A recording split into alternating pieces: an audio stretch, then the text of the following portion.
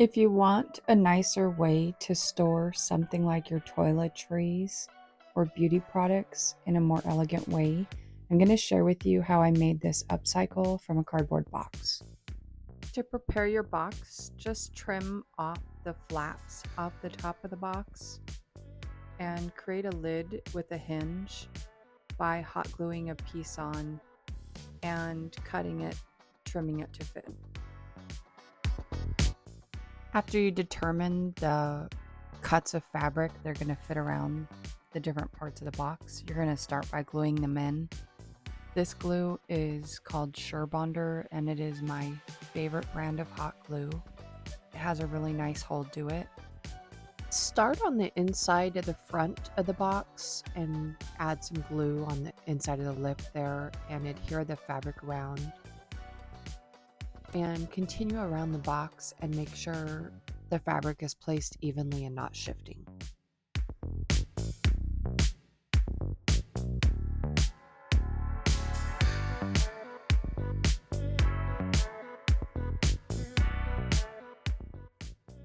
Then we're going to add some hot glue. We basically frame around the edge of the side of the box. This is on the front, right under where we glued the lip in. And just evenly stretch your fabric over, make sure it's not shifting and twisting, and pull it snug before the glue dries and get it adhered. Then we're going to move on to the underneath side of the box and working in section of only half at a time because hot glue dries extremely quickly and it will harden before you can get the fabric adhered. And just press firmly and make sure once again as you move around the box that it is not shifting, and continue working your way around in sections.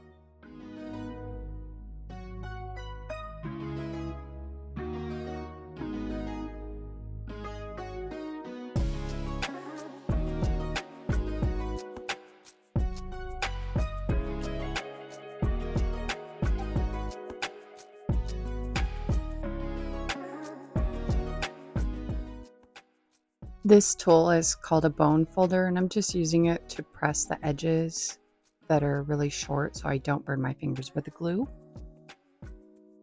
This tool is made by X-Acto Knife. They don't make it anymore. I did find an off-brand and I think they're intended to cut foam board, but I like it because it has like a safety way where you can just barely put part of the blade down. And I used it to score along the top side of the cardboard to make the lid shut a little better. Determine which pieces of fabric you want to place around the box and continue gluing and covering the entire box.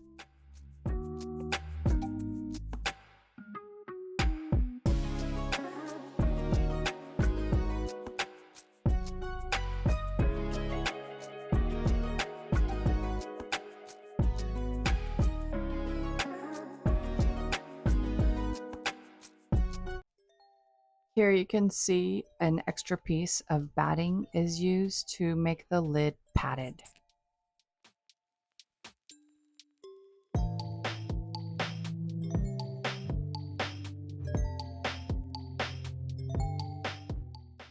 Trim the batting to fit around the lid and then adhere your last fabric remnant onto the lid.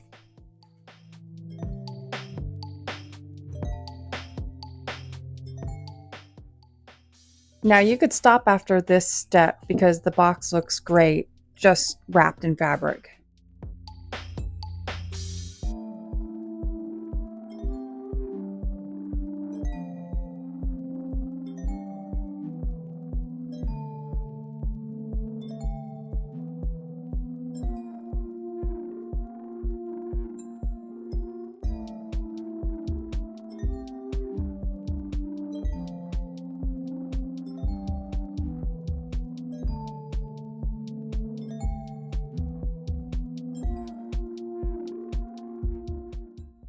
For this next step, we're applying some paint. This paint is by Rust-Oleum, chalked ultra matte finish, and it's in, I believe the color is linen white. This is like a stippling brush, and I'm using it to just push the paint into the fabric.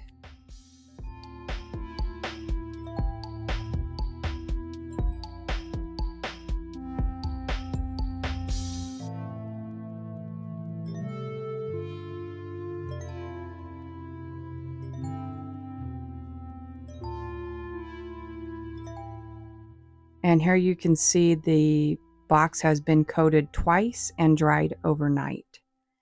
And the next step is to add some trim and embellishments.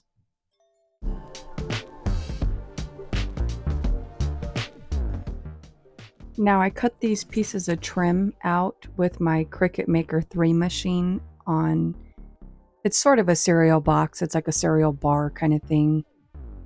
And I don't have any gold acrylic paint on hand, so I'm actually just going to use Rub and Buff to apply a gold finish to the pieces of upcycled cardboard.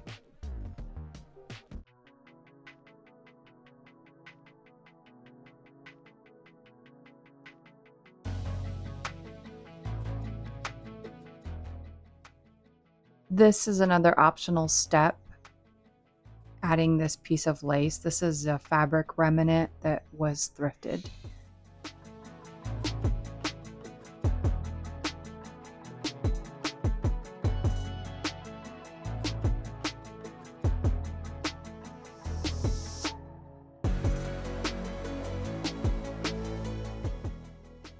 Also, if you glue the first side and then flip it around and glue the opposite side, you'll get a better placement of your fabric so it's not stretching and pulling instead of going just around the perimeter of the square.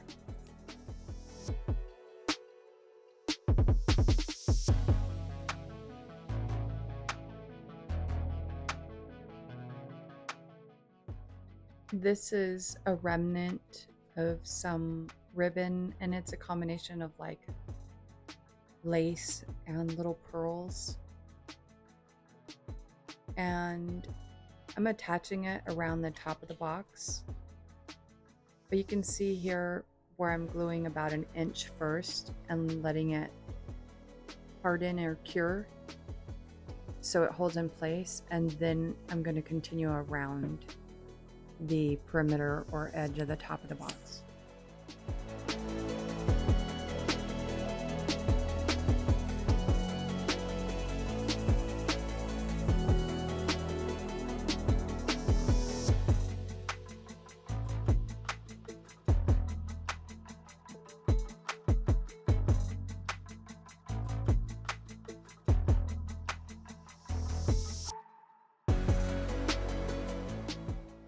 The embellishment I'm using here, I made in a previous video out of aluminum cans and upcycled cardboard as well.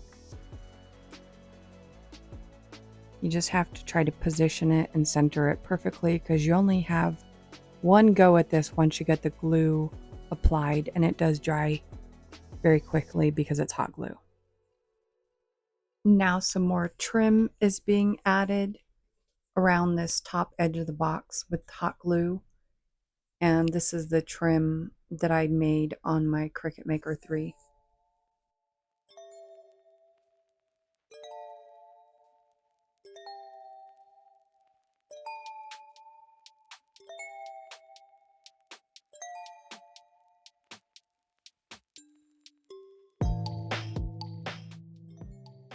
The next step is the inside of the box, and these are some pieces of thick cardstock and cardboard. This piece, I have some paint on it where I actually dried the box sitting on top of it. And this is the thrifted satin that I'm going to be using. You want to cut just a rough cut around the pieces, and these, I just roughly measured the pieces of cardboard to fit the inside of the box, and you'll need the two longer sides, the two shorter sides, the top of the inside of the lid, as well as in the bottom of the box. and it's fairly easy to determine and measure those pieces out.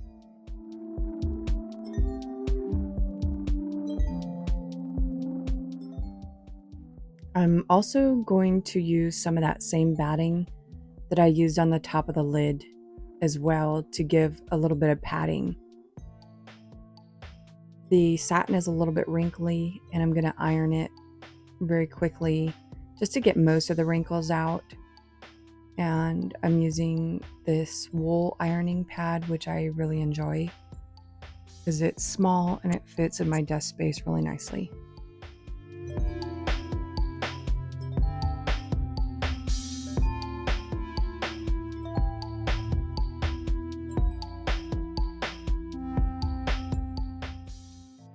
The easiest way to do this is to glue your pieces of upcycled cardboard or cardstock. I call it cardstock because it's like this one's from cat food, and it's kind of a thick sort of cereal box. It's a little bit denser, and I'm going to glue it down with the hot glue onto this batting fabric that I have left over from another project, and trimming it just to fit exactly around the sides. And this is some low loft batting from, again, another project, and I'm only using this for the part of the box that's going to go in the bottom, and I want it to be a little bit extra cushioned. So I'm going to be adding this low loft batting as well as the other batting on top of that. And you just want to glue it down. For this step of the bottom piece that's going to fit inside the box, I'm making these marks diagonally with a ruler and a pen because I decided I wanted to tuft inside the bottom of it. And this is just the easiest way I could think of to do it. And I'm marking off diagonal now. And then I'm going to use a tool. It's called an awl. And it's just a sort of a screwdriver looking piece to poke a small hole carefully where the diagonals meet that I drew onto the cardboard.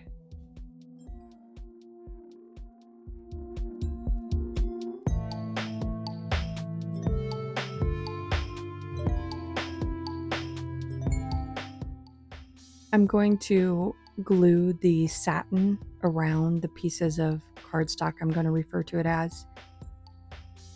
And the reason why we glued it with the other side of the cardboard facing is because we don't want any of the pattern to happen to show through the batting and the fabric.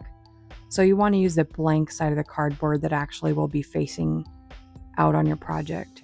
And make sure, like if you're using, here you can see I'm using a satin, and I want the satin side facing the proper way. And now this part, I'm using an embroidery thread and a large sharp needle. Maybe you have some upholstery or embroidery needle. And I'm going to be going through these holes where I marked with it all on the diagonal. And this is, the reason for this is just as a guide, so it looks nice and evenly distributed where I'm tufting.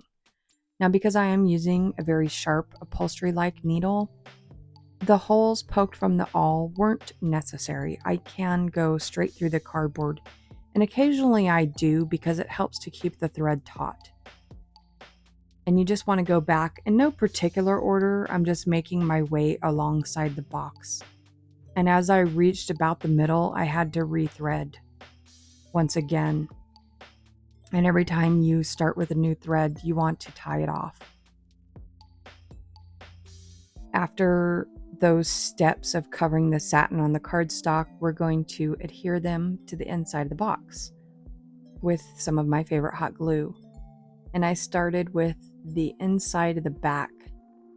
And I glued this down, and then I ended up ripping it up and pushing it down a little bit because it made it where the lid was ajar and not sitting flush. So you want to make sure you glue it down in the fashion that the lid will shut. Now, I could have painted the corners on the inside white, and that probably would have been a good idea. So no cardboard was peeking through, but I didn't think about this till later on in the project. I'm gluing the sides on the interior and then the lid, inside of the lid. And you can see it actually sits right on top and makes it easy to glue. So you have the proper fit. And then you can add a little more glue to make it snug around there. And the last piece that I'm going to glue in is the bottom piece that we tufted. And it's a little bit of a snug fit. I should have cut it a little bit shorter. It's not a big deal. And I'm using a little bit of paint for touch up, where you can see the cardboard exposed peeking through. I also shoved a piece of rolled up satin into some of the corners and glued it in. And this is the finished box. I thought it could use a tassel or a hinge of some sort on the front, but I'm not going to add one because I want it ease of use for toiletries. And there you have the completed look in gold and white. Thank you so much for stopping by and watching.